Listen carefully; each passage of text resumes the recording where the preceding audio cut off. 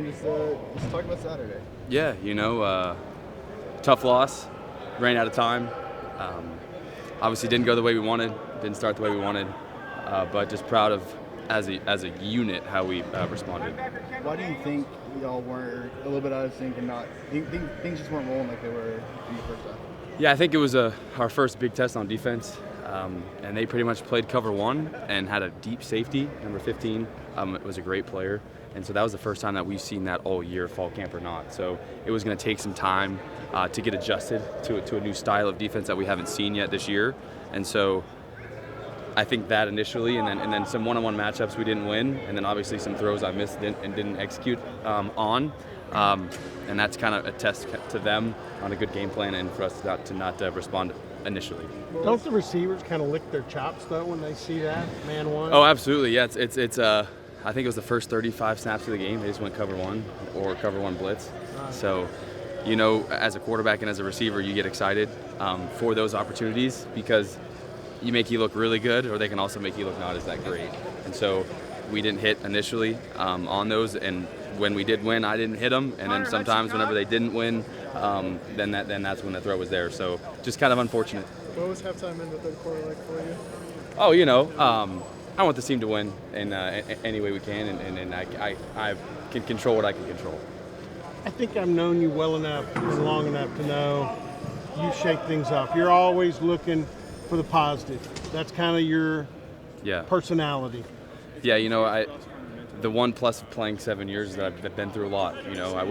I would not be here right now if I was a five-star recruit and being in the NFL 3 and done, right? That's not my story. I would not be here if I was that guy. So to say that the situation that we were in, I've been there before, I have, multiple times. So it's nothing that's going to change my perspective. It's nothing that's going to change my mentality. And that's just kind of my outlook on life and everything, football aside, is sometimes you're not going to have a great day. Sometimes, you might not agree with everything, but what can you do but put your head down and work? What's to be able to get to go back into the game and finish that way, and then Gundy right after the game came out and said, Allen's our guy, there's no question about it. What does that mean to you after the way that game started? Yeah, mostly it's for my team believing in me, you know what I mean, and believing in who we are and what we built here, and that not wavering. I think there was a hiccup there, and things have in life that just kind of happens. So to not waver, and for those guys to kind of believe in me and who we are as an offense and how we responded to come back in was interesting, and just proud to see us not give up and have a chance to actually win the game at the end. Here comes another team that you've seen before, and they don't change who they are and what they do very much in K-State. Yeah, no, they're obviously a similar program to us, hard-nosed, kind of what we just saw in Utah. But I feel really good about this week. I really do. There's a fire lit underneath all of us, myself included, and I think it's gonna. We'll see how it goes on Saturday. But I'm excited. Those guys obviously are a really good team. They have a great culture. They've been doing the same thing for a long time, just as we have. So. Were there any communication issues with your helmet? There was a couple. I was even wearing Rangel's helmet. Did you see that in the last drive? I didn't even know. The chin strap felt a little weird. But no, nothing crazy communication issues. One word sounds like another on one play, but I can kind of decipher what that word is that I kind of missed. But yeah, no communication issues. And I think health-wise, were you okay? There was a couple times it looked like you were getting up a little slow. Yeah, I got the wind knocked out of me pretty bad one time, so just take a deep breath, try to catch my breath, and realize we were going to go for a 2-point conversion. So yeah, all good. As a leader of the group, what's kind of been your message after?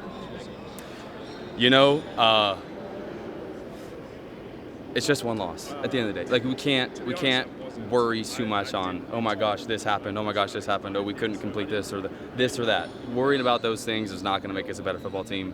And it's just, it's one loss.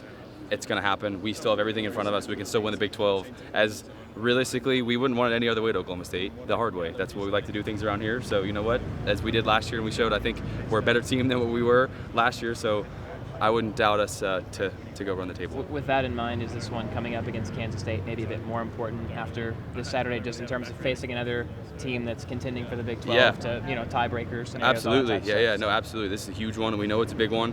And our first true road test, so it's gonna be fun. It's a great challenge ahead, and I can't wait for it. From your perspective, your point of view, you've been around the offense a lot, you've been around offense a lot. Why isn't Ollie Gordon being able to do what he did last year? Well, you see, especially Utah, you know, they are more of we're going to run 4-2 box even if there's 11 guys, or if it's just me, Joe, and Ollie, they're still gonna have a 4-2 box. You know what I mean? So they didn't change the way of who they are. And so I think the runs that he had were great. Now you get down in a ball game, we have to throw the ball, and I know things didn't work out that way as we wanted. But I thought the runs that he had, he did well, and I thought we blocked up their front as much as we can. But when they're cover one, it's really good looks for the receivers, and then whenever we can operate and execute, the kind of result is what happened. Having to watch some of the game from the sideline, when you were younger, would you have been able to kind of handle that and stay locked in and focused and able to come in, or do you think that would have affected you when you were younger?